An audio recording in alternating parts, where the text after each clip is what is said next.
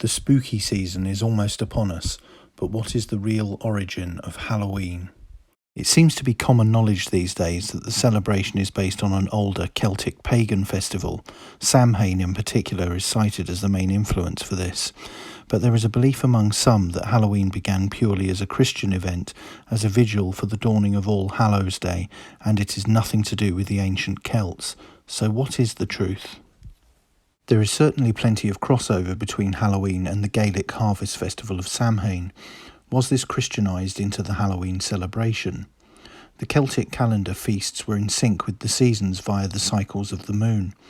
The autumn feast prior to the modern Halloween was originally the first day of the 11th month, but this was changed when Christianisation saw it pushed back to the last day of the 10th month.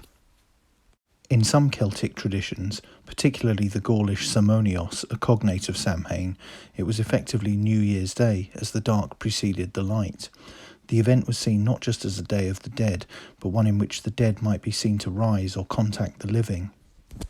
Julius Caesar noted the increased worship of the Gaulish version of Dispater or Jupiter in his Interpretatio Romana, the ruler of the dead, around this time of year.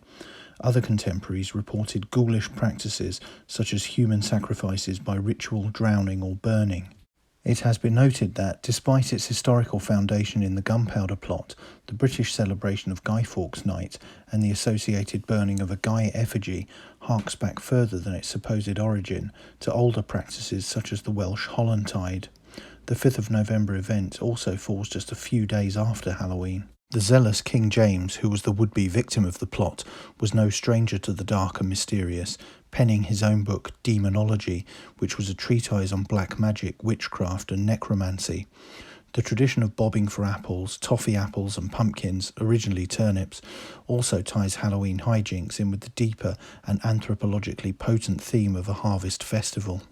Samhain was also potentially seen as a kind of in-between time of suspension between the tangible and the spiritual, possibly marked by cross-dressing or gender blurring. This would appear to be a rather extreme version of the modern costume party. Even trick or treat could be compared to the demands of the gods to be offered a tribute of milk, grain or human sacrifices in return for protection, although this may be stretching the point. Whatever its origins, Halloween taps into a primal part of the Northern European psyche, a time of revelry and celebration of a successful harvest, the end of the summer, and the trepidation that comes with the fast-approaching long, dark nights.